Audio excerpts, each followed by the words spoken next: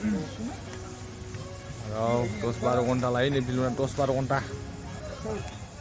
yes बेलुन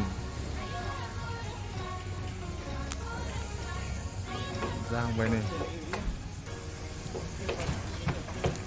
बेयो बेसेबांनिफ्राय होनदों 1टानिफ्राय gas सोयै दाबो 12 घन्टा लायो जाहैदों 12 घन्टा बारबाय खिन्थु नै दा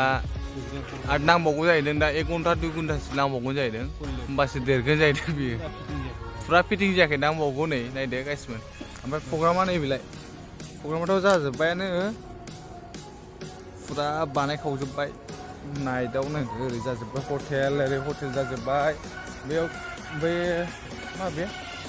रेस्ट हाउस नामा रेस्ट हाउस जागोन बैथिं खोला नैबे हटेल जाजोब्बाय आरो 22टा ना बेसेबांबा दं लागाव जाखावसिगोन बे गाबोननिफ्राय फुरा गोमजोबसिगोन